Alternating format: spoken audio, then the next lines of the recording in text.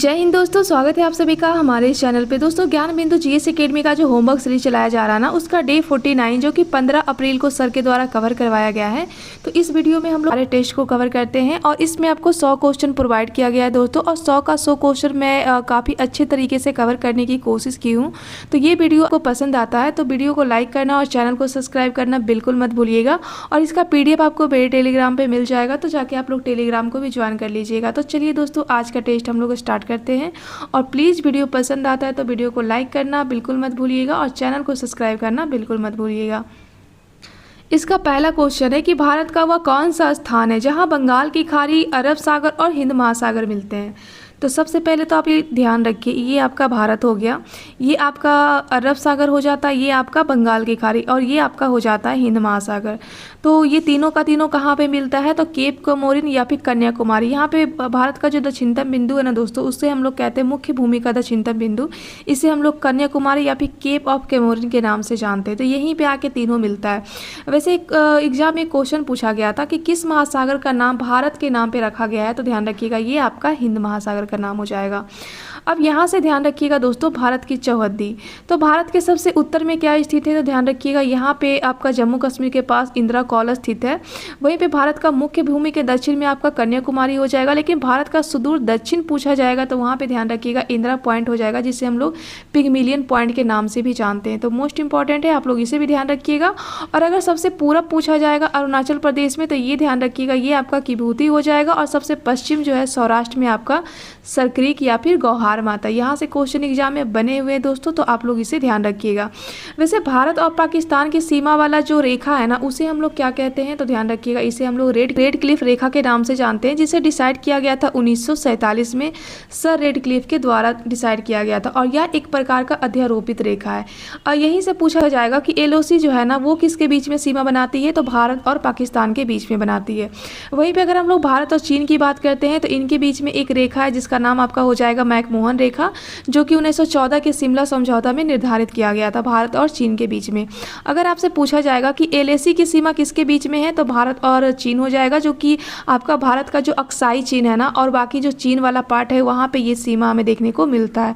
तो आप लोग इसे भी ध्यान रखिएगा। और यहीं से ध्यान रखिएगा आप लोग डुरंट रेखा, जिसको 1896 में डिसाइड किया गया था सर डुरंट के द्वारा। ये भारत और अफगानिस्तान के बीच में निर्धारित किया गया था, लेकिन वर्तमान में ये भारत और पाकिस्तान के बीच में है। तो मोस्ट इंपॉर्टेंट है, आप लोग इसे भी ध्यान रखिएगा। ये सारे क्वेश्चंस एग्जाम में पूछे गए हैं दोस्तों, तो आप लोग उसे ध्यान रखिएगा।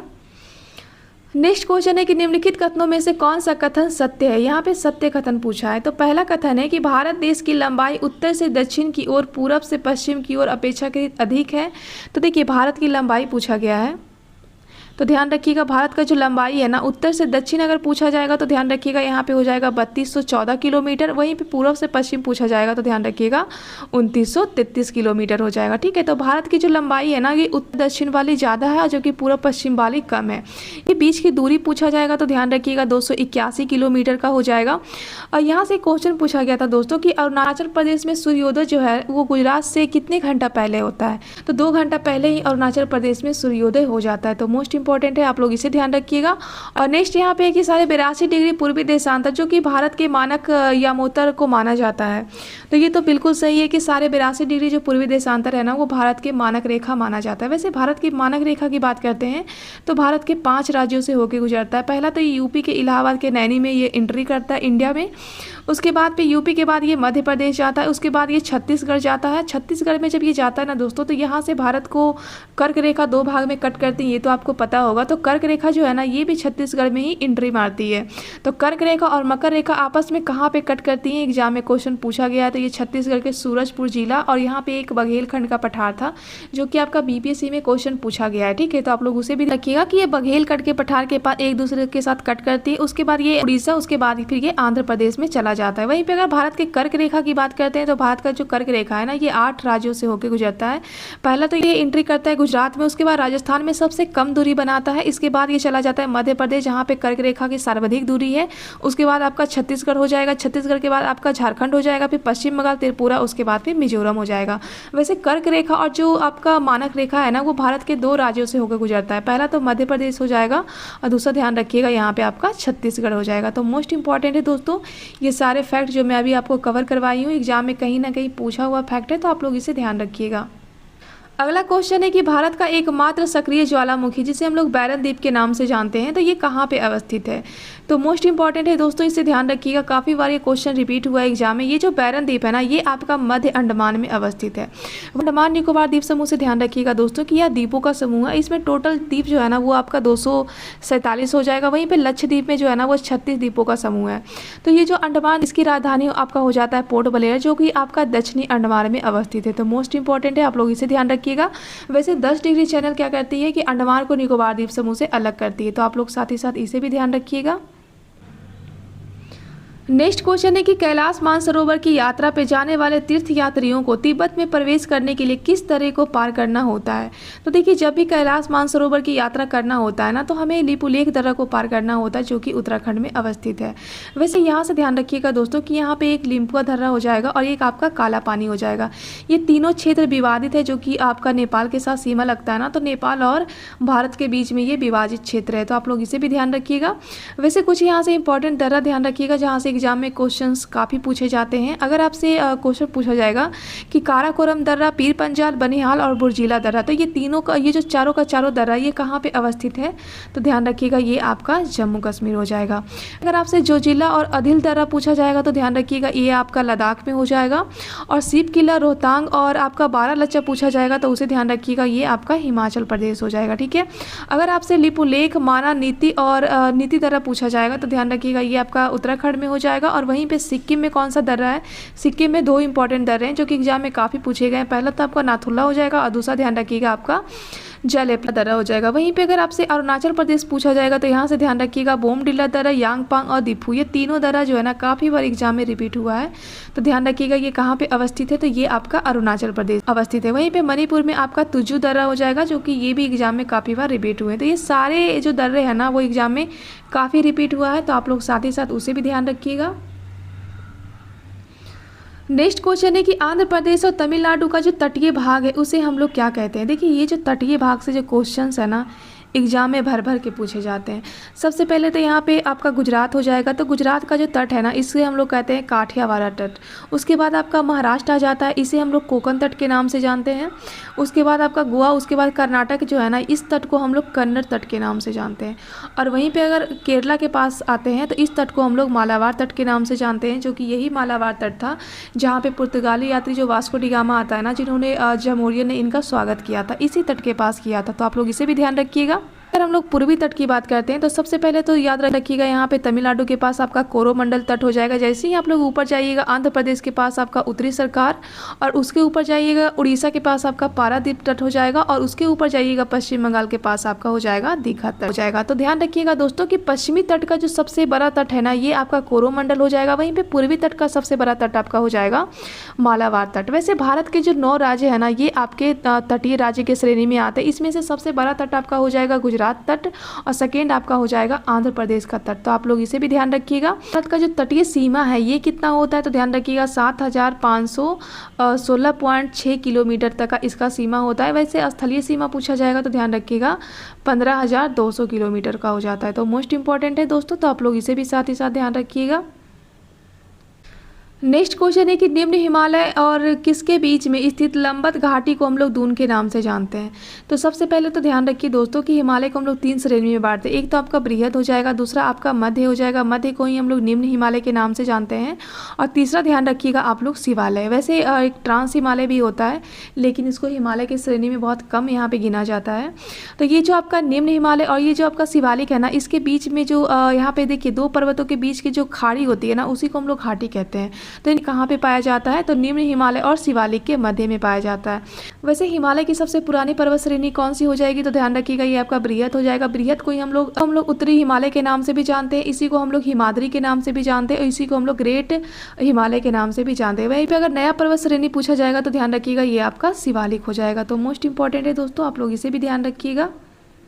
अगला क्वेश्चन है कि अरब सागर के द्वीपों में से किस भाग को हम लोग मिनिकॉय द्वीप के नाम से जानते हैं। तो इसे ध्यान रखिएगा, इसे हम लोग लक्षद्वीप को हम लोग मिनिकॉय द्वीप के नाम से जानते हैं। वैसे लक्षद्वीप की राजधानी ध्यान रखिएगा, ये आपका कवरत्ती हो जाएगा और ये क्वेश्चन एग्जाम में पूछा हुआ है, ठीक है। और लक्षद्वीप जो है ना दोस्तों, ये आपका 36 द्वीपों का समूह है। वैसे इस पर 36 द्वीप तो है, लेकिन 11 ही ऐसे द्वीप है जहाँ पे लोग निवास करते हैं। अगर सबसे बड़ा द्वीप पूछा जाएगा तो ध्यान रखिएगा, ये आपका अंड्रेट द्वीप हो जाएगा और दूसरा सबसे बड़ा द्वीप आपका हो जाएगा मिनिकॉय द्वीप। यहाँ से अगर आपसे क्वेश्चन पूछा जाएगा दोस्तों कि लक्षद्वीप का ऐसा कौन सा द्वीप है जहाँ पे लोग निवास नहीं करते बल्कि वहाँ पे एक पक्षी अभयारण्य अवस्थित है, तो ध्यान रखिएगा ये आपका पिपली द्वीप हो जाएगा। वहीं पे लक्षद्वीप का ऐसा कौन सा द्वीप है जहाँ पे हवाई अड्डा है, तो इसे ध्यान रखिएगा ये आपका अगाती द्वीप हो जाएगा। वैसे लक्षद्वीप में अधिकतर जो लोग होते हैं ना, यहाँ पे ये मलयालम भाषा बोलते हैं, तो आप लोग इसे भी ध्यान रखिएगा। और यहाँ से 3 डिग्री चैनल ध्यान रखिएगा। पहला तो ध्यान रखिएगा 11 डिग्री चैनल जो कि लक्षद्वीप को 2 भागों में बांटती हैं। तो उत्तरी भाग को हम लोग अमीनी द्वीप के नाम से जानते हैं और दक्षिणी भाग को हम लोग कानानौर द्वीप के नाम से जानते हैं। दूसरा ध्यान रखिएगा आप लोग 8 डिग्री चैनल जो कि मालदीव को मिनिकॉय से अलग किया जाता है। वहीं पे 9 डिग्री चैनल है ना, ये आपका लक्षद्वीप को मिनिकॉय द्वीप से अलग करता है। तो ये लक्षद्वीप से संबंधित इंपॉर्टेंट फैक्ट थे जो कि एग्जाम में पूछे जाते हैं, तो मैंने आपको इकट्ठा करवा दिया है, तो आप लोग इसे भी ध्यान रखिएगा। अगला क्वेश्चन है कि डॉट के बाद हिमालय दक्षिण की ओर एक तीव्र मोड़ बनाते हुए भारत की पूर्वी सीमा के साथ फैल जाता है। तो आपको पता होगा कि ये आपका हिमालय हो जाएगा। तो हिमालय पश्चिम से पूरब की तरफ फैला हुआ है। इसके बाद ये यहाँ पे आपको पूर्वी भारत में देखने को मिलता है। इसके बाद इसका एक जो पार्ट है ना, ये आपका म्यांमार में भी देखने को मिलता है। तो जब ये पूर्वी भारत में एंट्री करती है ना, तो ये कहाँ से करती है, तो ध्यान रखिएगा ये नामचा बारमा से करती हैं। तो मोस्ट इंपॉर्टेंट है, आप लोग इसे भी ध्यान रखिएगा। नेक्स्ट क्वेश्चन है कि तीस्ता और दिहांग नदियों के मध्य आने वाले हिमालय के भाग को हम लोग क्या कहते हैं। यहाँ से ध्यान रखिएगा दोस्तों कि हिमालय का तो वैसे विभाजन किया गया था बृहद, मध्य और शिवालिक में, लेकिन हिमालय का एक और विभाजन किया गया था जिसे हम लोग प्रादेशिक विभाजन के नाम से जानते हैं। और ये विभाजन किया गया था नदियों के आधार पर। और ये सबसे पहले किया किसके द्वारा गया था, तो ध्यान रखिएगा सिडनी बुराट के द्वारा किया गया था। तो यहाँ पे उन्होंने नदियों के हिसाब से इसका प्रादेशिक विभाजन किया है। तो सबसे पहले आप लोग ध्यान रखिएगा पंजाब हिमालय, पंजाब के बाद ध्यान रखिएगा कुमायूं हिमालय, कुमायूं के बाद ध्यान रखिएगा आप लोग नेपाल हिमालय, नेपाल के बाद आप लोग असमी हिमालय। पंजाब हिमालय जो है दोस्तों, वो आपका सिंधु से लेके आपका ये सतलज नदी के बीच में है। वहीं पे आपका कुमायूं हो जाएगा सतलज से लेके काली नदी के बीच में, और काली से तीस्ता के बीच में आपका हो जाएगा नेपाल हिमालय, और तीस्ता से लेके आपका ब्रह्मपुत्र या फिर दिहांग नदी के बीच में आपका हो जाएगा असम हिमालय। तो यहाँ पे पूछा क्या गया है, तीस्ता से लेके दिहांग, तो इसका राइट आंसर आपका हो जाएगा असम हिमालय। तो आप लोग इसे भी ध्यान रखिएगा। नेक्स्ट क्वेश्चन है कि पुरातन काल में हिमालय के स्थान पे कौन सा सागर विद्वान था। तो इसे ध्यान रखिएगा कि हिमालय के स्थान पे पहले कौन सा सागर विद्वान था, तो यहाँ पे टेथिस सागर था। नेक्स्ट क्वेश्चन है कि अंडमान और निकोबार द्वीप समूह के सबसे ऊंची चोटी कौन है। तो ध्यान रखिएगा ये सबसे ऊंची चोटी आपका हो जाएगा सैंडल पीक। वैसे हिमालय की सबसे ऊंची चोटी पूछा जाएगा तो ध्यान रखिएगा दोस्तों यहाँ पे माउंट एवरेस्ट हो जाएगा। वहीं पे भारत में हिमालय की सबसे ऊंची चोटी पूछा जाएगा तो इसे ध्यान रखिएगा कंचनजंगा हो जाएगा। और भारत की सबसे ऊंची चोटी पूछा जाएगा तो ध्यान रखिएगा यहाँ पे K2 हो जाएगा, गॉडविन आइंस्टीन हो जाएगा। तो मोस्ट इंपॉर्टेंट है, आप लोग इसे भी ध्यान रखिएगा। वैसे अंडमान और निकोबार द्वीप समूह को ध्यान रखिएगा 10 डिग्री चैनल जो है ना वो एक दूसरे को इसे अलग करती है। और अंडमान की जो राजधानी है ना पोर्ट ब्लेयर, ये आपका दक्षिणी अंडमान में अवस्थित है। और यहाँ से ध्यान रखिएगा कि भारत का एक सक्रिय ज्वालामुखी है बैरन ज्वालामुखी, जो कि आपका मध्य अंडमान में अवस्थित है। तो मोस्ट इंपॉर्टेंट है, आप लोग इसे भी ध्यान रखिएगा। अगला क्वेश्चन है कि निम्न भारतीय मट्टियों में से कौन सा बेसाल्ट लावा के अपक्षय से इनका निर्माण हुआ है। तो सबसे पहले तो ध्यान रखिए दोस्तों कि ये जो बेसाल्ट लावा से बना हुआ मट्टी है ना, इसे हम लोग काली मट्टी के नाम से जानते हैं। इसी को हम लोग ज्वालामुखी मट्टी भी कहते हैं, कपासी मट्टी भी कहते हैं, रेगुर मट्टी भी कहते हैं और स्वतः जुताई वाली मिट्टी भी कहते हैं। इस मिट्टी में कपास की खेती काफ़ी अच्छी तरीके से होती है, इसीलिए इसको हम लोग कपासी मिट्टी के रूप में जानते हैं। और ये सर्वाधिक हमें कहाँ पर देखने को मिलता है, ध्यान रखिएगा ये दक्कन का जो एरिया है ना, यहाँ पर हमें काली मिट्टी अधिक मात्रा में देखने को मिलता है। मिट्टी से ध्यान रखिएगा दोस्तों कि मिट्टी का जो स्टडी है ना, इसे हम लोग पेडोलॉजी के नाम से जानते हैं। और भारतीय कृषि अनुसंधान परिषद के द्वारा भारत की मिट्टियों को 8 वर्गों में बांटा गया है। तो मोस्ट इंपॉर्टेंट है, आप लोग इसे भी ध्यान रखिएगा। नेक्स्ट क्वेश्चन है कि वह कौन सा फसल चक्र है जिसे जून जुलाई में प्रारंभ होता है और जिसे धान ज्वार और बाजरा जैसे आदि प्रमुख फसलें उगाई जाती है। तो ध्यान रखिएगा दोस्तों कि जिस फसल को हम लोग जून जुलाई में बोते हैं ना, इसे हम लोग खरीफ फसल के रूप में जानते हैं। जून जुलाई में तो इसे बोया जाता है, लेकिन नवंबर दिसंबर में कट कर लिया जाता है। तो आप लोग इसे भी ध्यान रखिएगा। इसके अंतर्गत आपका ज्वार आ जाएगा, धान हो जाएगा, तिलहन, बाजरा, मक्का हो जाएगा, अरहर, कपास, मूंगफली, महुआ, तिल, सोयाबीन, ये सभी के सभी जो है ना, ये आपके खरीफ फसल की श्रेणी में आते हैं। वहीं पर रबी फसल से ध्यान रखिएगा दोस्तों कि इसको अक्टूबर नवंबर में बोया जाता है और इसको कटाई किया जाता है मार्च अप्रैल में। इसमें आपका मुख्य आपका आ जाता है गेहूँ, मटर, चना, सरसों, राई, अलसी, आलू, ये सभी के सभी जो है ना ये आपके रबी फसल की श्रेणी में आता है। तो आप लोग इसे भी ध्यान रखिएगा, काफ़ी इंपॉर्टेंट है। यहाँ से क्वेश्चन काफ़ी आते हैं एग्जाम में और काफ़ी बच्चे यहाँ पे फंसते भी हैं, तो आप इसे अच्छे तरीके से कवर कर लीजिएगा। अगला क्वेश्चन है कि वे विशेष प्रकार के भौमिक और तटीय पारिस्थितिकी तंत्र है जिन्हें यूनेस्को के मानव और जीव मंडल प्रोग्राम के अंतर्गत मान्यता प्राप्त है, उपयुक्त विवरण से संबंधित है। तो ये देखिए, ये आपका हो जाएगा जैव मंडल आरक्षित क्षेत्र, जिसकी संख्या भारत में 18 है। वैसे बात अगर हम लोग जैव मंडल आरक्षित क्षेत्र की करते हैं तो यहाँ से एक क्वेश्चन पूछा जाता है कि भारत का सबसे पहला जैव मंडल आरक्षित क्षेत्र किसे घोषित किया गया था। तो ध्यान रखिएगा, ये आपका नीलगिरी को घोषित किया गया था 1986 में। मोस्ट इंपॉर्टेंट है, आप लोग इसे ध्यान रखिएगा। और भारत का सबसे बड़ा जैव मंडल आरक्षित क्षेत्र पूछा जाएगा तो ध्यान रखिएगा गुजरात का कच्छ का रण हो जाएगा। वहीं पे सबसे छोटा जैव मंडल आरक्षित क्षेत्र पूछा जाएगा तो ध्यान रखिएगा ये आपका डिब्रू सिखोवा हो जाएगा। वहीं पे अगर आपसे क्वेश्चन पूछा जाएगा दोस्तों कि भारत का एकमात्र ऐसा जैव मंडल आरक्षित क्षेत्र जो कि दक्षिण में समुद्र के पास अवस्थित है, तो ध्यान रखिएगा ये आपका मन्नार की खाड़ी में हो जाएगा। तो मोस्ट इंपॉर्टेंट है, आप लोग इसे ध्यान रखिएगा। ऐसे यूनेस्को से ध्यान रखिएगा दोस्तों कि इसकी स्थापना 16 नवंबर 1945 को होता है, जिसका हेडक्वार्टर आपका फ्रांस के पेरिस में होता है। आप लोग कमेंट में बताइएगा दोस्तों कि यूनेस्को में भारत के टोटल कितने साइट शामिल है, ठीक है। तो कमेंट में ज़रूर बताइएगा जिससे कि आपका रिवीजन हो। वैसे भारत में अभी हाल ही में यूनेस्को का 46 नंबर का सम्मेलन हुआ था और 2024 में हुआ था नई दिल्ली में, तो आप लोग इसे भी ध्यान रखिएगा। और उसी में भारत में एक साइट शामिल किया गया था, अहोम जनजाति से संबंधित था, ये आपका मोइदम हो जाएगा जो कि असम के अहोम जनजाति का किला हुआ करता था। तो आप लोग साथ ही साथ इसे भी ध्यान रखिएगा। नेक्स्ट क्वेश्चन है कि भारत का कौन सा क्षेत्र उष्णकटिबंधीय सदाबहार वन से आच्छादित है। देखिए, भारत में सबसे ज़्यादा जहाँ पे वर्षा होंगी वहीं पे तो उष्णकटिबंधीय सदाबहार देखने को मिलेगी ना, तो ये सबसे ज़्यादा हमें पश्चिमी घाट में देखने को मिलता है और ये आपका अंडमान निकोबार द्वीप समूह में देखने को मिलता है क्योंकि ये इक्वेटर के पास है। तो आप लोग इसे भी ध्यान रखिएगा। नेक्स्ट क्वेश्चन है कि कान्हा राष्ट्रीय उद्यान दलदली हिरन की दुर्लभ और लगभग विलुप्त प्रजातियों को संरक्षित करने वाला राष्ट्रीय उद्यान है जिसे इसके रूप में भी जाना जाता है। तो इसे हम लोग कान्हा किसली राष्ट्रीय उद्यान के रूप में भी जानते हैं, जो वर्तमान में मध्य प्रदेश में अवस्थित है। तो मोस्ट इंपॉर्टेंट है, आप लोग इसे भी ध्यान रखिएगा। यहाँ से क्वेश्चंस एग्जाम में पूछे जाते हैं, तो आप लोग इसे ध्यान रखिएगा। अगला क्वेश्चन है कि नेपाल में कौन सा ऐसा राष्ट्रीय उद्यान है जिसका विस्तार भारत के वाल्मीकि राष्ट्रीय उद्यान तक का है। तो सबसे पहले तो ध्यान रखिए ये जो भारत का जो वाल्मीकि राष्ट्रीय उद्यान है ये है कहाँ पे, तो बिहार का ये पश्चिमी चंपारण में अवस्थित है और ये वाल्मीकि टाइगर रिजर्व भी है जो कि बिहार का एकमात्र है। तो आप लोग इसे भी ध्यान रखिएगा। तो ये आपका नेपाल का जो चितवन नेशनल पार्क है ना, उसी का विस्तार हमें बिहार में देखने को मिलता है। तो आप लोग इसे भी ध्यान रखिएगा। दोस्तों आप लोग कमेंट में बताइएगा कि अभी हाल ही में बिहार में तो एक ही टाइगर रिजर्व है आपका पश्चिम चंपारण का वाल्मीकि, लेकिन दूसरा टाइगर रिजर्व बनाने की भी हाल ही में घोषणा किया गया है, किस जिला में बनाया जाएगा। तो आप लोग कमेंट जरूर कीजिएगा जिससे कि आपका रिवीजन हो। क्वेश्चन देखिए यहाँ पे सुमेलित करने का दिया गया है। सबसे पहले तो यहाँ पे गिर वन है। गिर वन कहाँ पे है, ये आपका गुजरात में हो जाएगा। भरतपुर आपका वर्ल्ड सेंचुरी आपका राजस्थान में हो जाएगा। बांधवगढ़ आपका हो जाएगा मध्य प्रदेश में। वहीं पे काजीरंगा नेशनल पार्क आपका हो जाएगा असम में हो जाएगा, जो कि एक सींग वाले गेंडा के लिए फेमस है। तो आप लोग इसे भी ध्यान रखिएगा। नेक्स्ट क्वेश्चन है कि अरुणाचल प्रदेश में प्रवेश करने पर ब्रह्मपुत्र नदी को हम लोग किस नाम से जानते हैं। देखिए, ब्रह्मपुत्र नदी जो है ना, इसका उद्गम ही सबसे पहले ध्यान रखिएगा। इसका उद्गम जो है ये आपका होता है मानसरोवर से ये निकलता है, जहाँ पे ये तिब्बत होते हुए ये भारत की तरफ एंट्री करता है। तो यहाँ पे तिब्बत में इसको सांगपो के नाम से जाना जाता है।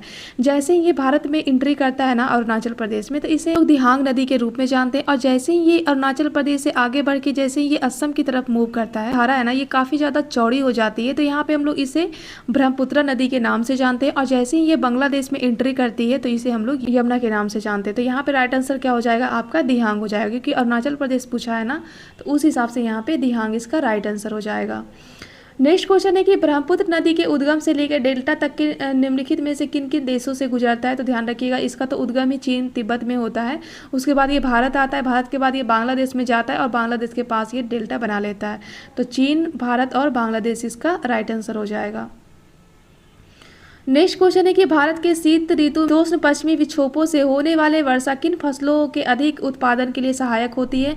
तो ध्यान रखिएगा दोस्तों, ये जो आपका शीतोष्ण पश्चिमी विक्षोभ होता है ना, इससे रबी फसल की जो खेती होती है ना वो काफ़ी अच्छी होती है। तो आप लोग इसे भी ध्यान रखिएगा। दोस्तों ये वीडियो आपको कैसा लगता है कमेंट में ज़रूर बताइएगा, और वीडियो पसंद आता है अगर आपको दोस्तों तो वीडियो को लाइक करना और चैनल को सब्सक्राइब करना बिल्कुल मत भूलिएगा। नेक्स्ट क्वेश्चन है कि भारत के किस राज्य में उच्च स्तरीय थोरियम वाले मोनाजाइट का भंडार सबसे बड़ा है। तो ध्यान रखिएगा दोस्तों कि भारत में थोरियम का जो भंडार है ना वो सबसे बड़ा हमें देखने को मिलता है केरला में।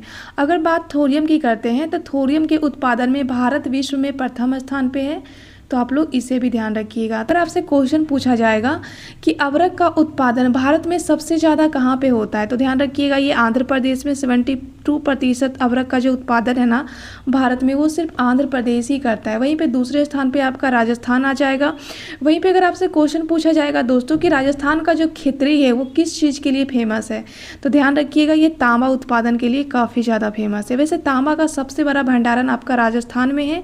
और वहीं पर अगर बॉक्साइड का सबसे बड़ा भंडार पूछा जाएगा तो ध्यान रखिएगा ये आपका उड़ीसा हो जाएगा। वैसे बॉक्साइड के उत्पादन में भारत जो है ना वो आत्मनिर्भर है, तो आप लोग इसे भी ध्यान रखिएगा। वहीं पे लौह अयस्क के बारे में पूछा जाएगा दोस्तों, तो ध्यान रखिएगा कि लौह अयस्क का जो उत्पादन है ना उसमें भारत का स्थान यहाँ पे चौथे नंबर पे हो जाएगा, तो आप लोग इसे भी ध्यान रखिएगा। और यहाँ से ध्यान रखिएगा मैगजीन का भी एग्जाम में पूछा जाता है कि मैगजीन का जो उत्पादन है उसमें भारत का स्थान क्या है, तो ध्यान रखिएगा ये 5वां हो जाएगा। लेकिन भंडारण में पूछा जाएगा तो ध्यान रखिएगा जिम्बाब्वे के बाद भारत का स्थान यहाँ पे दूसरा हो जाएगा। भारत में सर्वाधिक यूरेनियम का खान कहाँ पे है, तो ध्यान रखिएगा ये आपका हो जाएगा यादूगोरा जो है ना वो यूरेनियम के खानों के लिए फेमस है। वहीं पे मध्य प्रदेश का जो पन्ना है ना ये आपका हीरा के लिए फेमस है, तो मोस्ट इम्पॉर्टेंट है, आप लोग इसे भी ध्यान रखिएगा। नेक्स्ट क्वेश्चन है कि कौन सा लौह इस्पात उद्योग जर्मनी के तकनीकी सहयोग से लगाया गया था। ध्यान रखिएगा कि दूसरी पंचवर्षीय योजना आती है 1956 से लेके 61 के बीच में। इसमें क्या होता है ना कि 3 तरह के यहाँ पे स्टील प्लांट लगाए जाते हैं। पहला तो यहाँ पे राउरकेला हो जाएगा, ये लगाया जाता है जर्मनी के हेल्प से। और ये कहाँ पे लगाया जाता है, ध्यान रखिएगा इसे उड़ीसा में लगाया जाता है। दूसरा ध्यान रखिएगा भिलाई आपका रूस की हेल्प से लगाया जाता है, ये छत्तीसगढ़ में। तीसरा ध्यान रखिएगा दोस्तों दुर्गापुर, जिसकी स्थापना ब्रिटेन के हेल्प से किया गया था पश्चिम बंगाल में। तो ये तीनों जो लौह इस्पात है ना दोस्तों ये आपका दूसरा पंचवर्षीय योजना के तहत इसको स्थापित किया गया था भारत में, तो मोस्ट इंपॉर्टेंट है, इसे ध्यान रखिएगा। वहीं पे ध्यान रखिएगा जो बोकारो जो स्टील प्लांट था ना इसको स्थापित किया गया था तीसरा पंचवर्षीय योजना के तहत। और ये कहाँ पे किया गया है, ये आपका बोकारो में किया गया है झारखंड में 1964 में। ये सोवियत संघ की सहायता से इसको स्थापित किया गया है, तो मोस्ट इंपॉर्टेंट है, आप लोग इसे भी ध्यान रखिएगा। नेक्स्ट क्वेश्चन है कि भिलाई दुर्गापुर राउरकेला में लोहे और इस्पात के उद्योग पंचवर्षीय योजना के दौरान स्थापित किए गए थे, तो मोस्ट इंपॉर्टेंट ध्यान रखिएगा ये दूसरा पंचवर्षीय योजना जो कि आपका 1956 से लेके 61 के बीच में चलता है, वहाँ पे इसको स्थापित किया गया था। और दूसरा पंचवर्षीय योजना से ध्यान रखिएगा यहाँ पे आपका पीसी महालोबिस मॉडल पे ये आधारित था। वहीं पे पहली पंचवर्षीय योजना आपका आता है 1951 से 56 के बीच में, जो आपका हेराडोमर मॉडल पे आधारित होता है। मुख्य फोकस कृषि और उससे संबंधित गतिविधियों पे रखा गया था, जिसके अंतर्गत यहाँ पे बहुत सारी सिंचाई परियोजनाओं को यहाँ पे स्थापित किया गया था। इसमें ध्यान रखिएगा कि व्यास परियोजना, दामोदर नदी घाटी परियोजना, भाखड़ा नांगर परियोजना, तो ये जो सभी सिंचाई परियोजना है ना इसकी स्थापना प्रथम पंचवर्षीय योजना के तहत किया गया था। दूसरा पंचवर्षीय योजना जो आता है ना यहाँ पे मुख्य फोकस रखा जाता है उद्योगों पे, ठीक है, भारी उद्योगों पे रखा जाता है, जिसमें 3 प्रकार के उद्योग यहाँ पे स्थापित किया गया था, भिलाई, दुर्गापुर और राउरकेला। तीसरा पंचवर्षीय योजना आपका आता है चक्रवर्ती मॉडल पे आधारित होता है। इसमें क्या होता है ना कि अर्थव्यवस्था को आत्मनिर्भर बनाने के लिए यहाँ पे कृषि और उद्योग दोनों को यहाँ पे प्राथमिकता दिया गया था, तो आप लोग इसे भी ध्यान रखिएगा, जो कि आपका 1961 से लेके 66 के बीच में चलता है, तो मोस्ट इंपॉर्टेंट है दोस्तों, आप लोग इसे ध्यान रखिएगा। नेक्स्ट क्वेश्चन है कि वर्तमान मुंबई बंदरगाह के दबाव को कम करने के लिए कौन सा पतन का निर्माण किया गया है। मोस्ट इंपॉर्टेंट है, आप लोग इसे ध्यान रखिए। ये जो मुंबई बंदरगाह था ना यहाँ पे काफ़ी ज़्यादा यहाँ पे दबाव हो रहा था, इसीलिए एक नया पोर्ट बनाया गया था, न्हावा शेवा पोर्ट। इसका वर्तमान नाम क्या है, पंडित जवाहरलाल नेहरू पोर्ट के नाम से इसे हम लोग जानते हैं, तो मोस्ट इंपॉर्टेंट है, आप लोग इसे ध्यान रखिएगा। वैसे मुंबई में एक और न्यू पोर्ट बन रहा है, बांधवान पोर्ट, तो आप लोग इसे भी ध्यान रखिएगा। नेक्स्ट क्वेश्चन है कि नीचे दिए गए युग्मों में से कौन सा युग्म सही सुमेलित नहीं है, यहाँ पे नहीं है पूछा गया है। तो आपका पहला जलमार्ग संख्या 1 कानपुर से हल्दिया के मध्य है, यही नहीं है। वहीं पे जलमार्ग 2 आपका सदिया से धुबरी हो जाएगा, ये बिल्कुल सही है। जलमार्ग 3 आपका कोट्टापुरम से लेके कोल्लम तक है, ये भी बिल्कुल सही है। देखिए जलमार्ग 1 जो है ना ये आपका इलाहाबाद से लेके हल्दिया तक हो जाएगा, ठीक है, और भारत का सबसे बड़ा जलमार्ग कोई है तो आपका जलमार्ग संख्या 1 ही है, तो आप लोग इसे भी ध्यान रखिएगा। और वीडियो पसंद आता है दोस्तों तो वीडियो को लाइक करना बिल्कुल मत भूलिएगा। नेक्स्ट क्वेश्चन है कि किस पतन को स्वतंत्रता प्राप्ति के बाद पहले पतन के रूप में विकसित किया गया और ऐसा देश के विभाजन के बाद कराची पतन की कमी को पूरा करने के लिए तथा मुंबई से होने वाले व्यापारिक दबाव को कम करने के लिए किया गया था। तो ध्यान रखिएगा, जब भारत आज़ाद हो जाता है ना भारत पाकिस्तान के रूप में, तो इसके पहले जो है ना यहाँ पे एक पोत होता है कराची पतन, यहाँ से व्यापार हुआ करता था। और आपको तो पता है कि मुंबई पोर्ट पे ऑलरेडी बहुत ज़्यादा ट्रैफिक है, तो उसको कम करने के लिए पहले कराची पोर्ट हुआ करता था। तो जैसे ही भारत का विभाजन होता है ना, तो ये कराची पोर्ट जो है ना वो पाकिस्तान की तरफ चला जाता है। तो उसके बाद गुजरात में एक पोर्ट बनाया जाता है जिसे हम लोग कांडला पोर्ट के रूप में जानते हैं। इसका वर्तमान नाम क्या हो जाएगा, तो दीनदयाल उपाध्याय पोर्ट के नाम से भी इसे हम लोग जानते हैं। यह एक प्रकार का ज्वारीय बंदरगाह है, तो आप लोग इसे भी ध्यान रखिएगा। और भारत का सर्वाधिक आयात निर्यात करने वाला अगर पोर्ट पूछा जाएगा तो ध्यान रखिएगा ये आपका कांडला पोर्ट हो जाएगा। वहीं पे मुक्त व्यापार क्षेत्र वाला बंदरगाह कौन सा हो जाएगा, तो ये भी आपका कांडला पोर्ट ही हो जाएगा। तो मोस्ट इंपॉर्टेंट है दोस्तों, आप लोग इसे ध्यान रखिएगा। वैसे पोर्ट से कुछ इंपॉर्टेंट फैक्ट पूछे जाते हैं दोस्तों, कि अगर आपसे क्वेश्चन पूछा जाएगा दोस्तों कि भारत का सबसे बड़ा प्राकृतिक बंदरगाह कौन सा है, तो ध्यान रखिएगा ये आपका विशाखापट्टनम पोर्ट हो जाएगा। विशाखापट्टनम पोर्ट से ध्यान रखिएगा कि भारत का सबसे गहरा पोर्ट अगर पूछा जाएगा तो विशाखापट्टनम पोर्ट ध्यान रखिए। फिर नोच के नाम से किसे जाना जाता है, तो इसे ही विशाखापट्टनम पोर्ट को ही जाना जाता है। किस बंदरगाह को हम लोग भूमध्य बंदरगाह के रूप में जानते हैं, तो वो भी हम लोग विशाखापट्टनम पोर्ट को ही जानते हैं। तो आप लोग इसे भी ध्यान रखिएगा। वहीं पे अगर आपसे क्वेश्चन पूछा जाएगा कि अरब सागर की रानी के रूप में किस पोर्ट को जानते हैं, तो ध्यान रखिएगा इसे हम कोची पोर्ट को जानते हैं, ठीक है। वहीं पे भारत का पहला नवनिर्मित बंदरगाह कौन सा है, तो ध्यान रखिएगा ये आपका इत्तौर बंदरगाह हो जाएगा, जिसे हम लोग कामराज बंदरगाह के रूप में भी जानते हैं। तो मोस्ट इंपॉर्टेंट है दोस्तों, आप लोग इसे ध्यान रखिएगा। ये सारे इंपॉर्टेंट पोर्ट है जो कि एग्जाम में पूछे जाते हैं, तो आप लोग इसे ध्यान रखिएगा। नेक्स्ट क्वेश्चन है कि भारत के किस स्थान को सफ़ेद पानी के नाम से जानते हैं, तो ध्यान रखिएगा भारत का जो ये सियाचिन ग्लेशियर है ना, जो कि विश्व का सबसे ऊंचा युद्ध स्थल है, ठीक है। और ये काराकोरम रेंज के पास ये अवस्थित है, इसे ही भारत का सफ़ेद पानी के रूप में हम लोग जानते हैं। तो मोस्ट इंपॉर्टेंट है, आप लोग इसे भी ध्यान रखिएगा। नेक्स्ट क्वेश्चन है कि केंद्र शासित प्रदेश दादर व नगर हवेली को किस राज्यों के बीच स्थित है। देखिए दादर व नगर हवेली जो है ना, ये यहाँ पे गुजरात हो गया, ये यहाँ पे महाराष्ट्र हो गया, इसके बीच में अवस्थित है। और अभी हाल ही में ये जो दादर व नगर हवेली है ना, इसको मर्ज कर दिया गया था 26 जनवरी 2020 को, और इसकी राजधानी बनाई गई है दमन। तो आप लोग इसे भी ध्यान रखिएगा। नेक्स्ट क्वेश्चन है कि केंद्र शासित प्रदेश अंडमान निकोबार द्वीप समूह की राजधानी पोर्ट ब्लेयर किस द्वीप पे अवस्थित है, तो ध्यान रखिएगा ये जो आपका पोर्ट ब्लेयर है ना, ये आपका साउथ अंडमान में अवस्थित है। तो मोस्ट इंपॉर्टेंट है दोस्तों, आप लोग इसे ध्यान रखिएगा। वैसे वर्तमान में जो अंडमान निकोबार द्वीप समूह की राजधानी है ना, उसका न्यू नाम रखा गया है। तो ये क्या है, आप लोग कमेंट में ज़रूर बताइएगा दोस्तों, जिससे कि आपका भी ये रिवीजन हो जाए। नेक्स्ट क्वेश्चन है कि भारत के लिए पहला इंडिया शब्द का प्रयोग किस भाषा में किया गया है, तो ध्यान रखिएगा ये आपका ग्रीक या फिर यूनानी भाषा में किया गया है। वैसे भारतीय संविधान में इंडिया के संदर्भ में 2 भाषा का यूज किया गया है, पहला तो इंडिया और दूसरा ध्यान रखिएगा भारत। तो मोस्ट इंपॉर्टेंट है, आप लोग इसे भी ध्यान रखिएगा। नेक्स्ट क्वेश्चन है कि डुरंड रेखा जो भारत और अफगानिस्तान के बीच में अवस्थित है, ये कब स्थापित किया गया था, तो ध्यान रखिएगा ये जो डुरंड रेखा है ना दोस्तों, ये आपका 1896 में इसको स्थापित किया गया था। उस समय ये भारत और अफगानिस्तान के बीच में हुआ करती थी, लेकिन वर्तमान में ये भारत और पाकिस्तान के बीच में है। तो आप लोग इसे भी ध्यान रखिएगा। यहाँ से आप लोग ध्यान रखिएगा दोस्तों कि भारत और पाकिस्तान के बीच वाला रेखा पूछा जाएगा तो ध्यान रखिएगा रेड क्लिफ रेखा, जो कि 1947 में स्थापित किया गया था सर जे रेड क्लिफ के द्वारा, ठीक है। यह एक प्रकार का अध्यारोपित रेखा है, तो आप लोग इसे ध्यान रखिए। वहीं पे अगर भारत और चीन के बीच में पूछा जाएगा तो ध्यान रखिएगा यहाँ पे आपका हो जाएगा मैकमोहन रेखा, जो कि 1914 के शिमला समझौता के तहत इसको डिसाइड किया गया था भारत और चीन के बीच में। तो मोस्ट इंपॉर्टेंट है, आप लोग ये दोनों रेखा भी साथ में ध्यान रखिएगा। और भारत और श्रीलंका के बीच में पूछा जाएगा तो यहाँ पे ध्यान रखिएगा पाक जल संधि और मन्नार की खाड़ी के द्वारा भारत और श्रीलंका एक दूसरे से अलग होती है। तो आप लोग इसे भी ध्यान रखिएगा, मोस्ट इंपॉर्टेंट है ये।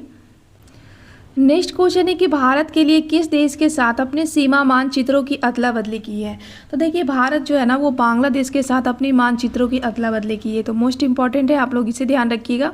वैसे बांग्लादेश से ध्यान रखिएगा दोस्तों, यहाँ से कुछ इंपॉर्टेंट फैक्ट पूछे जाते हैं। पहला तो ध्यान रखिएगा कि त्रिपुरा जो कि भारत का एक राज्य है, पूर्वोत्तर राज्य का, ये तीनों तरफ से किस देश से घिरा हुआ है, तो ध्यान रखिएगा ये बांग्लादेश से घिरा हुआ है। और इनके बीच में कौन सी रेखा है, तो ध्यान रखिएगा यहाँ पे शून्य रेखा हो जाएगी, ठीक है। दूसरा ध्यान रखिएगा कि भारत और बांग्लादेश के बीच में कुछ विवादित एरिया है, जैसे कि न्यू मून जैसे कि न्यू मोरका द्वीप पूछा जाएगा, तीस्ता नदी विवाद पूछा जाएगा, फरक्का बैराज विवाद पूछा जाएगा। तो ये सभी जो विवाद है ना वो भारत और बांग्लादेश के बीच में है, तो आप लोग इसे भी ध्यान रखिएगा। यहाँ से क्वेश्चन अगर पूछा जाएगा कि 3 बीघा कॉरिडोर का संबंध किससे है, तो भारत और बांग्लादेश से, ठीक है। वहीं पे मैत्री एक्सप्रेस और बंधन एक्सप्रेस का संबंध किससे है, तो भारत और बांग्लादेश से है। वहीं पे समझौता एक्सप्रेस पूछा जाएगा तो भारत और पाकिस्तान, आप लोग ध्यान रखिएगा। तो मोस्ट इंपॉर्टेंट है दोस्तों, आप लोग इसे भी ध्यान रखिएगा। दोस्तों आप लोग कमेंट में बताइएगा कि बांग्लादेश को आज़ादी कब मिली थी, तो कमेंट आप लोग जरूर कीजिएगा जिससे कि आपका वो रिवीजन हो। नेक्स्ट क्वेश्चन है कि किस राज्य की भूमि भारत के पूर्वी और पश्चिमी तटों पे अवस्थित है, तो मोस्ट इंपॉर्टेंट है दोस्तों, इसे ध्यान रखिएगा। ये जो पांडिचेरी का भाग है ना वो भारत के 3 राज्यों में अवस्थित है, ठीक है। यहाँ पे इंडिया हो जाएगा। तो भारत का पूर्वी तट और पश्चिमी दोनों तटों पे जो है ना ये आपका पांडिचेरी का एरिया में देखने को मिलता है। वैसे पांडिचेरी में टोटल 4 जिले हैं। इसका पहला जिला तो ध्यान रखिएगा यनम हो जाएगा जो कि आंध्र प्रदेश में अवस्थित है। वहीं पे तमिलनाडु में इसके 2 जिले हैं, कराईकाल और पांडिचेरी, और केरल में यहाँ पे आपका हो जाएगा माहे। तो आप लोग इसे भी ध्यान रखिएगा, काफ़ी इंपॉर्टेंट है ये। नेक्स्ट क्वेश्चन है कि इंदिरा गांधी नहर को किन नदियों से पानी मिलता है। देखिए इंदिरा गांधी के जो नहर है ना इसको सतलज और ब्यास नदी से पानी मिलता है, तो मोस्ट इंपॉर्टेंट है, आप लोग इसे भी ध्यान रखिएगा। नेक्स्ट क्वेश्चन है कि गुजरात के तट से दूर विवादास्पद तटीय पट्टी पर भारत और पाकिस्तान के बातचीत कर रहे उनका नाम क्या है। तो देखिए ये यहाँ पे हो जाएगा इंडिया। देखिए गुजरात का ये जो तट है ना दोस्तों, यहाँ पे एक सरक्रीक का एरिया है जो कि 96 किलोमीटर लंबी एक ज्वारीय एक चूड़ी है, ठीक है। और ये गुजरात के कच्छ में अवस्थित है और ये पंजाब के सिंध वाले एरिया में पड़ता है। तो दोनों के बीच में ये विवादित वाला एरिया है क्योंकि ये काफ़ी ज़्यादा दलदली है।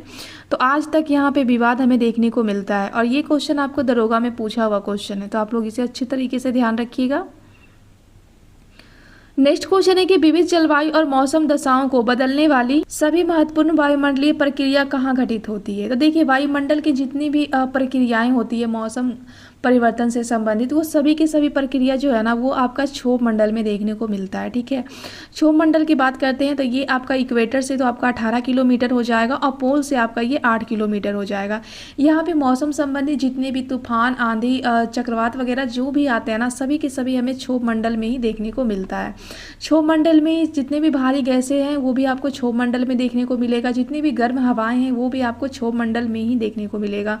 और इसका जो घनत्व होता है ना दोस्तों ये भी काफ़ी अच्छा खासा यहाँ पे घनत्व देखने को मिलता है। मंडल के ऊपर जाइएगा तो आपको संताप मंडल देखने को मिलेगा, जहाँ पे आपको जितने भी मौसम परिवर्तन घटनाएं हैं ना वो यहाँ पे बिल्कुल भी नहीं होता है। और यहाँ पे ओजोन की परतें पाई जाती हैं, जो परावैंगनिक किरणें जो सूर्य की आती है ना उसको यहीं पे ओजोन की जो लेयर है ना वो इसको सोख लेती हैं, तो आप लोग इसे भी ध्यान रखिएगा। अगला क्वेश्चन है कि किस तिथि पर दक्षिण गोलार्ध पर शीतकालीन जो अयनात है ना उसको देखा जाता है, तो इसे ध्यान रखिएगा। ये आपका 23 सितंबर को देखा जाता है, तो मोस्ट इंपॉर्टेंट है, आप लोग इसे भी ध्यान रखिएगा। नेक्स्ट क्वेश्चन है कि विश्व के सभी अंगों में 23 सितंबर को दिन और रात की जो लंबाई होती है ना वो समान होती है। देखिए दिन और रात की जो लंबाई, सबसे पहले तो ध्यान रखिए दोस्तों, ये आपका पृथ्वी हो गया, ये आपका इक्वेटर रेखा हो गया, ठीक है, 0 डिग्री। यहाँ पे कर्क रेखा हो गया, यहाँ पे आपका मकर रेखा हो गया। 23.5 डिग्री कर्क रेखा, 23.5 डिग्री आपका मकर रेखा हो गया। जब सूर्य की किरण जब इक्वेटर पे पड़ती है ना दोस्तों, तो यहाँ पे विषुव की घटना होती है। और विषुव की घटना जो है ना वो साल में 2 बार होती है। पहला तो यहाँ पे आपका होता है 21 मार्च को और दूसरा आपका होता है यहाँ पे 23 सितंबर को, ठीक है। तो यहाँ पे 23 सितंबर है ना, इसको हम लोग शरद विषुव के रूप में जानते हैं, तो इसे आप लोग ध्यान रखिएगा। लेकिन अगर आपसे क्वेश्चन पूछा जाएगा कि सूर्य की जब रेखा है अगर वो कर्क रेखा पे लंबवत पड़ती है तो इस घटना को हम लोग क्या कहते हैं, तो इसको हम लोग कर्क संक्रांति के रूप में जानते हैं। और ये घटना आपको देखने को मिलती है 21 जून को। इस समय क्या होता है कि उत्तरी गोलार्ध जो होता है ना वहाँ पे हमें दिन की अवधि देखने को मिलती है, और जो दक्षिणी गोलार्ध होता है वहाँ पे जो दिन की अवधि होती है ना बहुत छोटी देखने को मिलती है, ठीक है। तो आप लोग इसे भी ध्यान रखिएगा। वहीं पे अगर सूर्य की प्रकाश अगर मकर रेखा पे लंबवत पड़ती है ना तो इसे हम लोग मकर संक्रांति के रूप में जानते हैं, जो घटना आपको 22 दिसंबर को देखने को मिलती है। यहाँ पे सूर्य का किरण क्या होता है डायरेक्टली हमें मकर रेखा पे देखने को मिलता है। तो यहाँ पे दक्षिण गोलार्ध में बहुत बड़ा दिन होता है और उत्तर गोलार्ध में सबसे छोटा दिन होता है। लेकिन अगर विषुव की घटना होती है ना तो उत्तर गोलार्ध हो या फिर दक्षिण गोलार्ध हो, यहाँ पे दिन की अवधि और रात की अवधि जो होती है ना वो समान होती है। तो आप लोग साथ ही साथ इसे भी ध्यान रखिएगा क्योंकि यहाँ से क्वेश्चन एग्जाम में पूछे हुए हैं, तो आप लोग उसे ध्यान रखिएगा। नेक्स्ट क्वेश्चन है कि पश्चिमी यूरोप का तापमान बढ़ने के लिए कौन सी जलधारा उत्तरदायी है। तो देखिए पश्चिमी यूरोप का जो तापमान बढ़ने के लिए जो है ना वो गल्फ स्ट्रीम की जो जलधारा है ना वो काफ़ी ज़्यादा उत्तरदायी होती है। वैसे यह एक प्रकार का गर्म जलधारा है और ये आपका उत्तरी अटलांटिक महासागर में देखने को मिलती है। वहीं पे अगर पूछा जाएगा कनारी जलधारा, तो कनारी भी एक प्रकार का ठंडी जलधारा है जो कि आपको उत्तरी अटलांटिक महासागर में ही देखने को मिलता है। वहीं पे हम्बोल्ट पूछा जाएगा तो ध्यान रखिएगा ये आपका प्रशांत महासागर में कोल्ड जलधारा है। और अग्लुहास पूछा जाएगा तो ध्यान रखिएगा हिंद महासागर का यह एक प्रकार का गर्म जलधारा है। ठीक है, वहीं पे अगर आपसे फॉकलैंड पूछा जाएगा तो दक्षिण अटलांटिक का ये भी कोल्ड जलधारा है। और वहीं पे वेनेजुएला पूछा जाएगा तो ये भी आपका दक्षिण अटलांटिक का कोल्ड जलधारा हो जाएगा। तो ये सारे इंपॉर्टेंट जलधारा है दोस्तों जो कि एग्जाम में पूछे हुए हैं। ठीक है, तो आप लोग उसे भी ध्यान रखिएगा। नेक्स्ट क्वेश्चन है कि अरब, थार, मंगोलिया और अटाकामा में से किस रेगिस्तान में अत्यधिक मात्रा में स्वर्ण भंडार हमें देखने को मिलता है। तो ध्यान रखिएगा ये जो स्वर्ण भंडार है ना वो सबसे ज़्यादा हमें अटाकामा मरुस्थल में देखने को मिलता है जो कि दक्षिण अमेरिका में चिली देश में ये अवस्थित है। तो आप लोग इसे भी ध्यान रखिएगा। नेक्स्ट क्वेश्चन है कि निम्नलिखित में से कौन सा खगोलीय पिंड है। देखिए इनमें से कौन सा खगोलीय पिंड है। तो ये आपका सूर्य भी हो जाएगा, पृथ्वी भी हो जाएगा, चंद्रमा भी हो जाएगा, उल्का पिंड भी हो जाएगा। तो ये सभी के सभी जो है ना वो खगोलीय पिंड है। वैसे इसमें आपका क्षुद्र ग्रह भी होता है, धूमकेतुएं भी होती है, निहारिका भी होती है और आकाशगंगा, ये सभी के सभी जो है ना वो आपका खगोलीय पिंड की श्रेणी में आता है। तो आप लोग इसे भी ध्यान रखिएगा। नेक्स्ट क्वेश्चन है कि निम्नलिखित कथनों पे विचार कीजिए। पहला कथन यहाँ पे है कि पृथ्वी एक ग्रह है तथा यह अपना संपूर्ण प्रकाश और ऊष्मा जो है वो सूर्य से प्राप्त करती है, ये बिल्कुल सही है। दूसरा है कि पृथ्वी सूर्य से दूरी के हिसाब से चौथा ग्रह है तथा आकार के हिसाब से तीसरा सबसे ग्रह है। तो ये दूरी के हिसाब से तो यहाँ पे तीसरा हो जाएगा और आकार में देखा जाए तो ये पांचवा सबसे ग्रह हो जाएगा। देखिए यहाँ पे सूर्य हो जाएगा, सूर्य के जस्ट बगल में यहाँ पे बुध होता है, उसके बाद शुक्र होता है, उसके बाद यहाँ पे आपका पृथ्वी होता है। ठीक है, तो यहाँ पे दूरी के हिसाब से यहाँ पे पृथ्वी तीसरे स्थान पे हो जाएगा। तो यहाँ पे क्या पूछा है, सत्य पूछा है ना, तो सिर्फ यहाँ पे एक हो जाएगा। तो आप लोग इसे भी ध्यान रखिएगा। नेक्स्ट क्वेश्चन है कि नीचे दिए गए ग्रहों में से कौन सा ग्रह आंतरिक ग्रह है। तो आंतरिक ग्रह पूछा गया है दोस्तों। तो यहाँ पे सूर्य हो जाएगा दोस्तों, यहाँ पे बुध हो जाएगा, यहाँ पे आपका शुक्र हो जाएगा, यहाँ पे पृथ्वी हो जाएगा, यहाँ पे आपका मंगल हो जाएगा, यहाँ पे बृहस्पति हो जाएगा, यहाँ पे आपका शनि हो जाएगा, यहाँ पे आपका अरुण हो जाएगा, यहाँ पे आपका वरुण हो जाएगा। तो बुध से लेके जो मंगल है ना इनके बीच में एक क्षुद्र ग्रह की पेटी पाई जाती है। इस अंदर वाले जो ग्रह है ना इसे हम लोग क्या कहते हैं, आंतरिक ग्रह के रूप में जानते हैं। ठीक है, वहीं पे बृहस्पति के बाद जो ग्रह है ना अरुण से लेके वरुण तक के, इसे हम लोग बाह्य ग्रह के रूप में जानते हैं। तो आप लोग इसे भी ध्यान रखिएगा। तो यहाँ पे आंसर क्या हो जाएगा दोस्तों, यहाँ पे बुध भी हो जाएगा, शुक्र भी हो जाएगा, मंगल भी हो जाएगा, लेकिन बृहस्पति नहीं होगा। तो आप लोग इसे अच्छे से ध्यान रखिएगा। नेक्स्ट क्वेश्चन है कि विषुवत वृत्त के संदर्भ में नीचे दिए गए कथनों पर विचार कीजिए। यहाँ पे सत्य कथन पूछा गया है इक्वेटर रेखा के बारे में। तो विषुवत वृत्त 0 अक्षांश को प्रदर्शित करता है, ये तो बिल्कुल सही है। दूसरा है कि विषुवत वृत्त से ध्रुवों की ओर जाने पे अक्षांश का जो आकार है वो क्या घटता है, ये बिल्कुल सही है। तीसरा है कि विषुवत वृत्त से उत्तर या दक्षिण की ओर कोणीय दूरी को माप को हम लोग देशांतर कहते हैं। देखिए ये जो उत्तर से दक्षिण का जो कोणीय दूरी होता है ना इसको हम लोग अक्षांश कहते हैं, इसे हम लोग देशांतर नहीं कहते हैं। तो इसका राइट आंसर क्या हो जाएगा, केवल 1 और 2 हो जाएगा। तो आप लोग इसे भी ध्यान रखिएगा। नेक्स्ट क्वेश्चन है कि नीचे दिए गए कथनों पे विचार कीजिए। पहला कथन है कि पृथ्वी अपने अक्ष पे घूमना को इसे हम लोग घूर्णन कहते हैं, ये बिल्कुल सही है। देखिए पृथ्वी जो है ना अपने अक्ष पे घूमती है, इस परिस्थिति को हम लोग क्या कहते हैं, घूर्णन कहते हैं। और घूर्णन के कारण ही दिन रात की घटना होती है। तो आप लोग इसे ध्यान रखिएगा। दूसरा कहा गया कि पृथ्वी को सूर्य के चारों ओर एक स्थिर कक्षा में गति को क्या हम लोग परिक्रमण कहते हैं, ये बिल्कुल सही है। और परिक्रमण के कारण ही पृथ्वी पे ऋतु में परिवर्तन होती है। तो यहाँ पे कथन सत्य पूछा है, तो 1 और 2 दोनों हो जाएगा। तो आप लोग इसे भी ध्यान रखिएगा। नेक्स्ट क्वेश्चन है कि 21 जून को पृथ्वी का उत्तरी गोलार्ध सूर्य की तरफ झुका होता है। सूर्य की किरणें कर्क रेखा पे सीधी पड़ती है और इसके परिणाम स्वरूप अधिक ऊर्जा प्राप्त होती है। इन क्षेत्रों में सबसे लंबा दिन और सबसे छोटी रातें होती है। और पृथ्वी इस अवस्था को क्या कहा जाता है, तो 21 जून को जो ये घटना होती है ना इसे हम लोग कर्क संक्रांति के रूप में जानते हैं। यहाँ पे क्या होता है ना, ये आपका 0 डिग्री हो गया, ये आपका कर्क रेखा, ये आपका मकर रेखा हो गया। तो सूर्य की जो किरण होती है ना वो कर्क रेखा पे सीधी पड़ती है 21 जून को। तो यहाँ पे सबसे बड़ा दिन और सबसे छोटी रात होती है। ठीक है, वहीं पे अगर मकर रेखा की बात करते हैं तो यहाँ पे सूर्य की किरण जो है ना वो 22 दिसंबर को लंबवत पड़ती है। तो यहाँ पे सबसे बड़ा दिन होता है और सबसे छोटी रात होती है। तो आप लोग इसे ध्यान रखिएगा। इस परिस्थिति को हम लोग मकर संक्रांति के रूप में जानते हैं। तो आप लोग इसे ध्यान रखिएगा।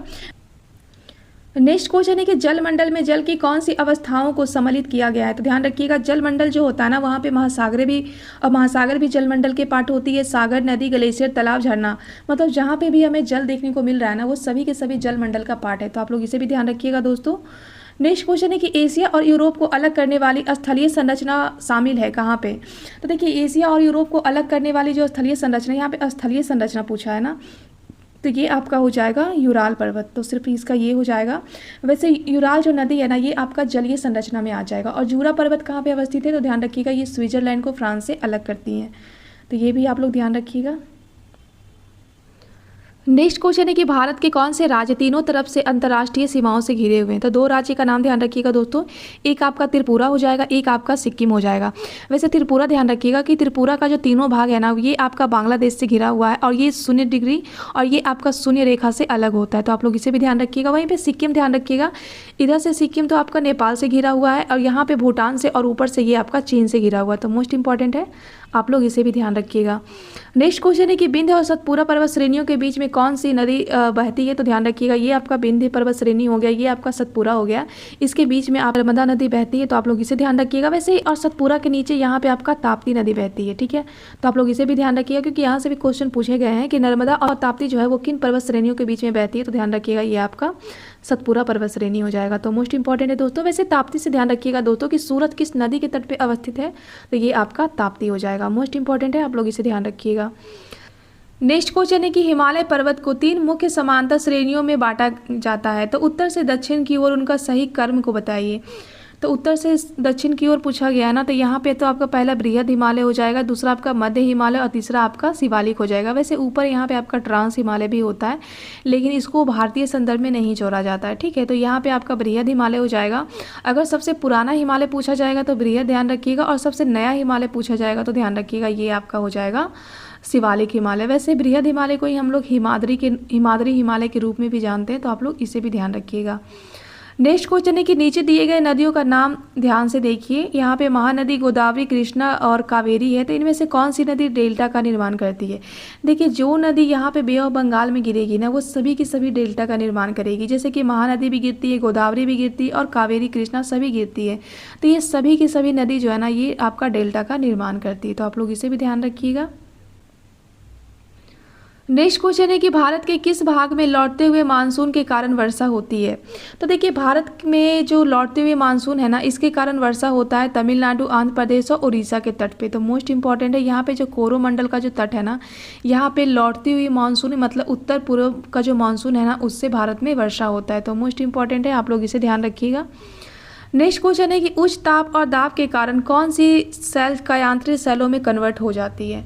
तो सबसे पहले तो ध्यान रखिएगा दोस्तों कि जब लावा जब ठंडा होता है ना तो यह एक प्रकार का चट्टान बनता है, उसे हम लोग आग्नेय चट्टान के रूप में जानते हैं।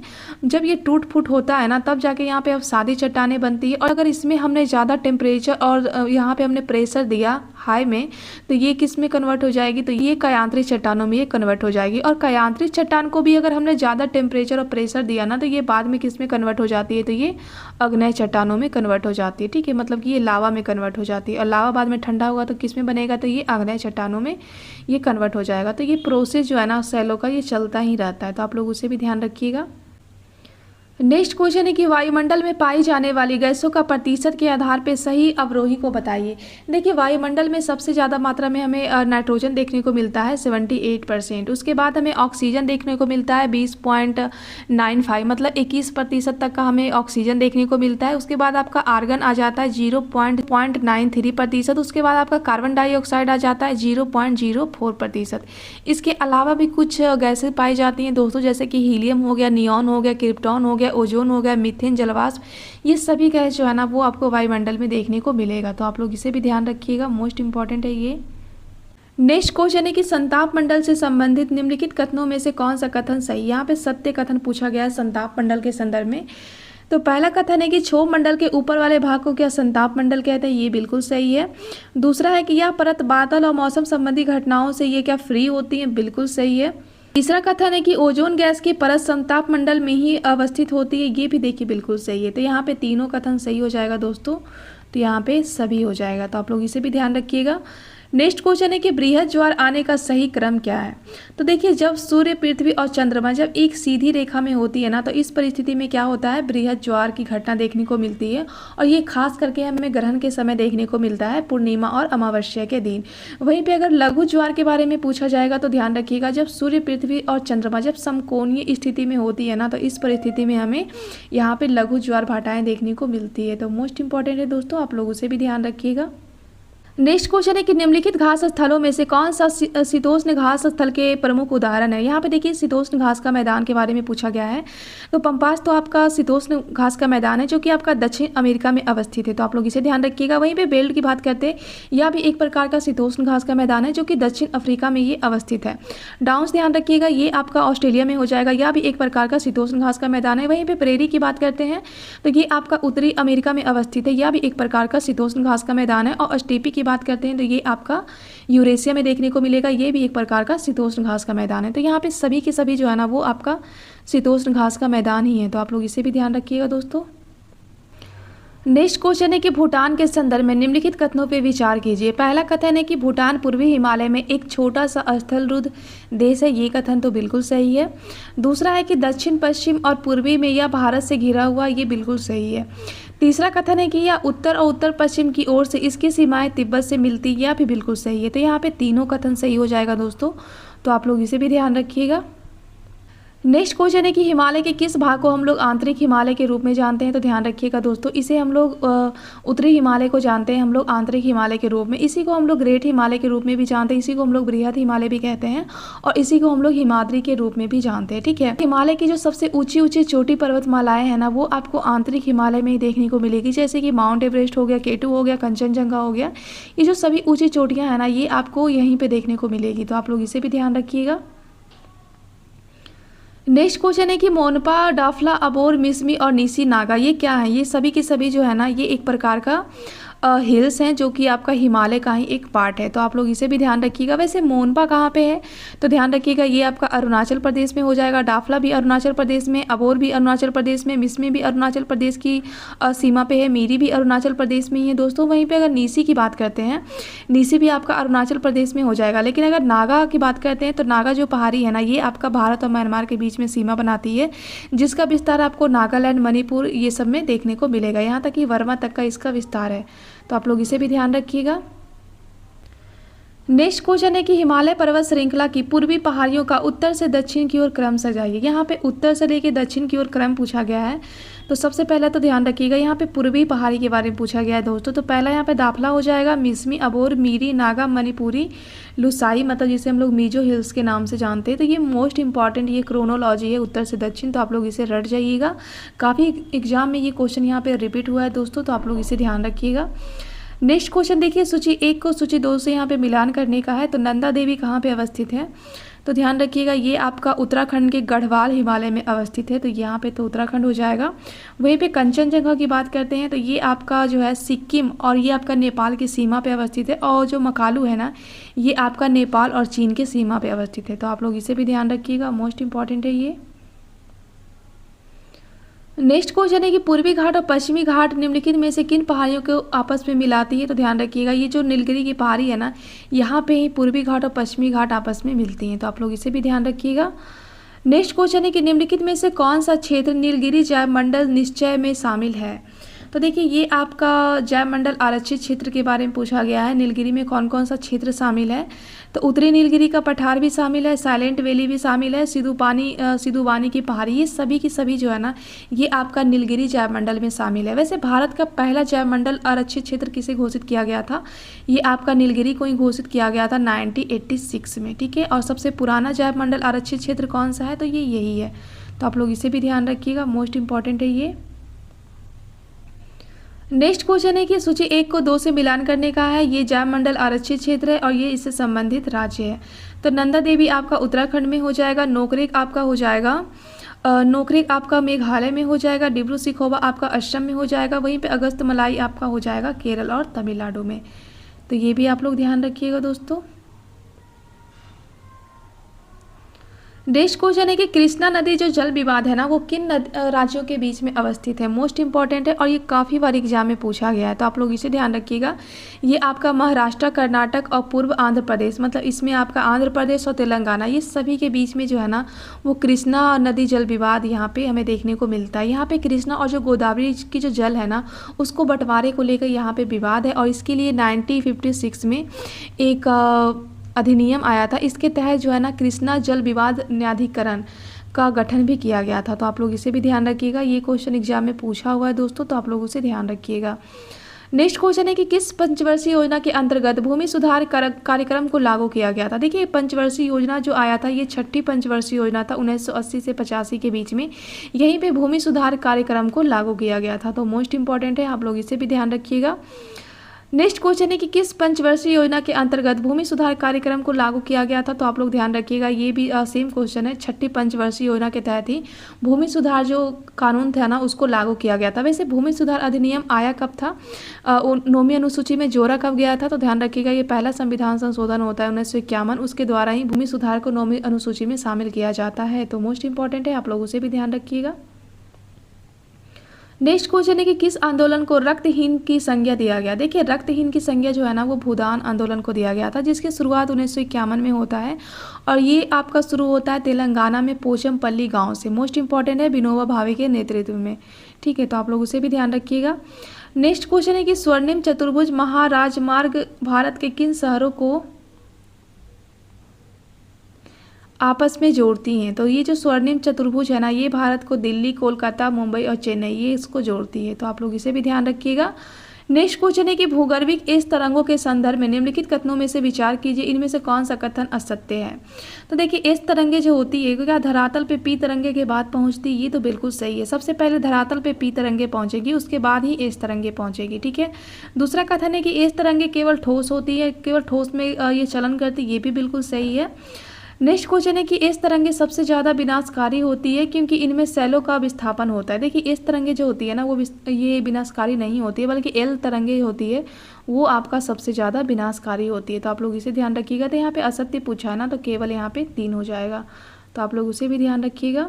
नेक्स्ट क्वेश्चन है कि महाद्वीपों और महासागरों के वितरण से संबंधित महाद्वीपीय विस्थापन सिद्धांत किस वैज्ञानिक के द्वारा प्रतिपादित किया गया था, तो ध्यान रखिएगा 1912 में अल्फ्रेड वेगनर के द्वारा इस सिद्धांत को दिया गया था। मोस्ट इंपॉर्टेंट है दोस्तों, काफ़ी एग्जाम में ये क्वेश्चन पूछा गया है, तो आप लोग इसे ध्यान रखिएगा।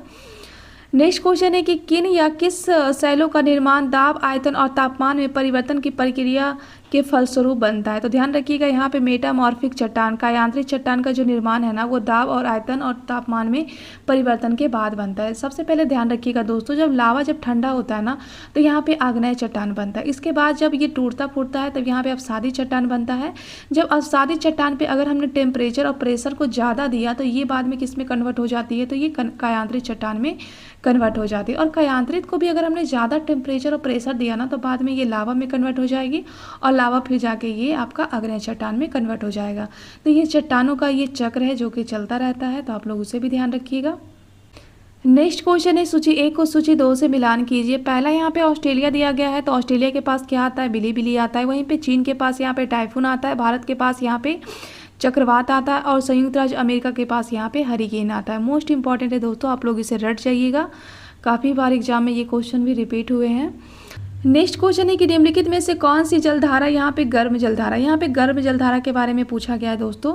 तो पहला यहाँ पे गल्फ स्ट्रीम की जलधारा है जो कि आपको उत्तरी अटलांटिक महासागर में देखने को मिलता है, यह एक प्रकार की गर्म जलधारा है।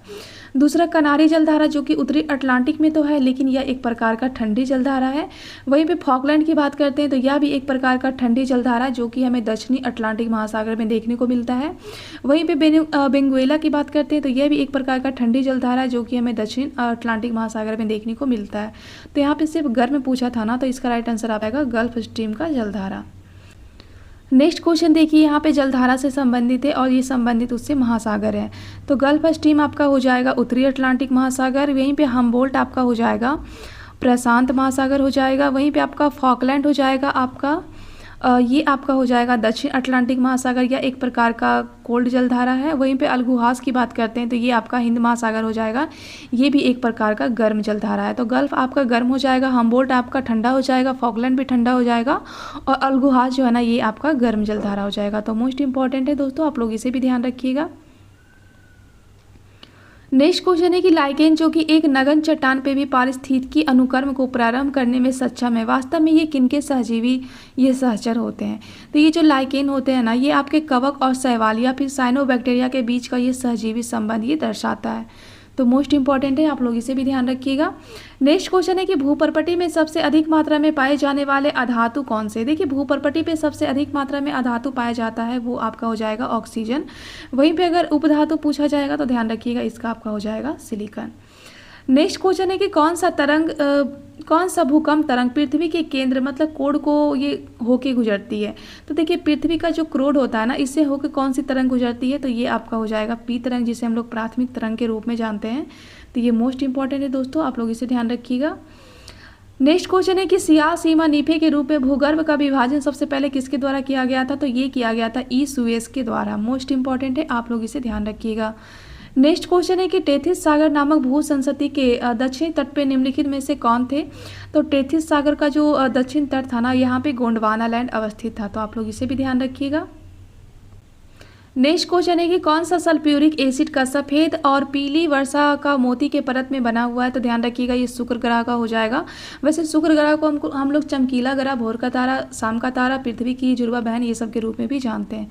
तो आप लोग इसे भी ध्यान रखिएगा। नेक्स्ट क्वेश्चन है कि भारत का उत्तर से दक्षिण का वास्तविक दूरी और पूर्व से पश्चिम का वास्तविक दूरी के बीच का अंतर पूछा गया है। तो अंतर ध्यान रखिएगा 281 किलोमीटर का हो जाएगा। मोस्ट इंपॉर्टेंट है, आप लोग इसे भी ध्यान रखिएगा।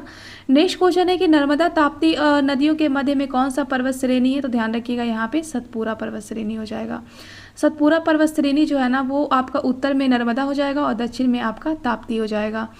नेक्स्ट क्वेश्चन है कि भारत के में स्थित सबसे ऊंचा पर्वत चोटी कौन सा है। तो ध्यान रखिएगा ये आपका कंचनजंगा हो जाएगा जो कि सिक्किम और नेपाल के सीमा पे अवस्थित है। इसकी ऊंचाई ध्यान रखिएगा दोस्तों 8586 मीटर का इसकी ऊंचाई है। नेक्स्ट क्वेश्चन है कि हिमालय की चोटियों के संदर्भ में पूर्व से पश्चिम दिशा में सही अनुक्रम को बताइए। देखिए यहाँ पे पूर्व से पश्चिम की ओर पूछा गया है ना, तो ये जो क्रोनोलॉजी है ना ये आपका जो है ये आपका पश्चिम से पूर्व की ओर। इसको आप लोग उलट दीजिए। सबसे पहले यहाँ पे नामचा बर्मा आ जाएगा, कंचनजंगा, मकालू आ जाएगा, एवरेस्ट आ जाएगा, ठीक है, अन्नपूर्णा आ जाएगा, धौलागिरा आ जाएगा, कामेत हो जाएगा, नंदा देवी और नंगा पर्वत। अगर आप लोग इसे उलट देते हैं ना तो ये आपका पूर्व से पश्चिम हो जाएगा। वैसे यहाँ पे आपका पश्चिम से पूर्व दिया गया है, तो आप लोग इसे भी ध्यान रखिएगा। नेक्स्ट क्वेश्चन है कि भारत के तटों में से कौन सा कृष्णा डेल्टा और केप कैमोरिन के मध्य अवस्थित है। तो ध्यान रखिएगा ये आपका कृष्णा डेल्टा और केप कैमोरिन के मध्य में आपका कोरोमंडल तट अवस्थित है। तो मोस्ट इंपॉर्टेंट है दोस्तों, आप लोग इसे भी ध्यान रखिएगा। नेक्स्ट क्वेश्चन है कि अंडमान द्वीप समूह को निकोबार द्वीप समूह से कौन सा चैनल अलग करता है। तो ध्यान रखिएगा यहाँ पे 10 डिग्री का चैनल हो जाएगा। नेक्स्ट है कि सरक्रिक विवाद किन दो देशों के मध्य में अवस्थित है। तो ध्यान रखिएगा ये आपका कच्छ के रण में 96 किलोमीटर अवस्थित एक दलदली भूमि है जो कि भारत और पाकिस्तान के बीच में ये विवादित ये एरिया है। तो आप लोग इसे भी ध्यान रखिएगा। नेक्स्ट क्वेश्चन है कि भारत के किस राज्य को हम लोग सिलिकॉन स्टेट के रूप में जानते हैं। तो ध्यान रखिएगा इसे हम लोग कर्नाटका को जानते हैं।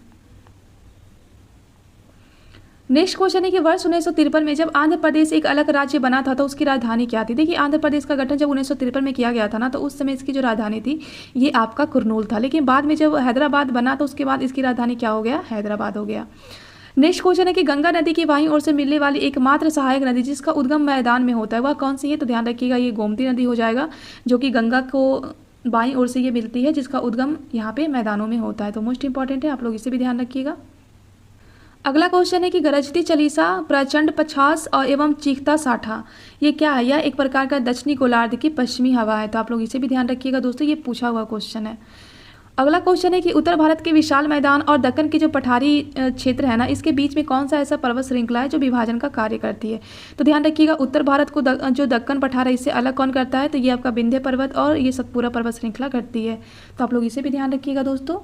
नेक्स्ट क्वेश्चन है कि अंटार्कटिका में भारत का पहला बस्ती जो दक्षिण गंगोत्री है वो किस वर्ष बर्फ से दब गई थी। तो ये 1988 से 1992 में ये बर्फ से डूब गया था जिसके कारण इसे 1990 में इसका यहाँ पे जो कार्य था ना इसको यहाँ पे बंद कर दिया गया था। तो आप लोग उसे भी ध्यान रखिएगा। अगला क्वेश्चन है कि भारत का धुरी दक्षिण भाग का भूमध्य रेखा से कितनी दूरी है। देखिए भारत का ये जो दक्षिण भाग है ना, यहाँ पे भूमध्य रेखा से दूरी पूछा गया है, तो ध्यान रखिएगा 876 किलोमीटर। अगर मिलीमीटर में पूछा जाएगा तो 544.32 मील यहाँ पे हो जाएगा। नेक्स्ट क्वेश्चन है कि भारत का प्रादेशिक जल सीमा टेरेस्ट्रियल वाटर तट से कितनी समुद्री मील तक अवस्थित है, तो ध्यान रखिएगा यहाँ पे 12 नॉटिकल मील हो जाएगा। नेक्स्ट क्वेश्चन है कि केन बेतवा लिंक परियोजना जो कि भारत की पहली नदी इंटरलिंक परियोजना है, वो किन राज्यों को ये लाभान्वित करेंगी, तो ध्यान रखिएगा ये आपका यूपी और एमपी को लाभान्वित करेगी। तो मोस्ट इंपॉर्टेंट है दोस्तों, आप लोग इसे भी ध्यान रखिएगा। दोस्तों यहाँ पे मैंने आपका 100 क्वेश्चंस कवर करवा दिए हैं। तो ये वीडियो आपको कैसा लगा कमेंट में जरूर बताइएगा। दोस्तों इसका जो PDF है दोस्तों आपको आंसर के साथ मेरे टेलीग्राम पर मिल जाएगा, तो फटाफट जाके आप लोग टेलीग्राम को ज्वाइन कर लीजिएगा। तो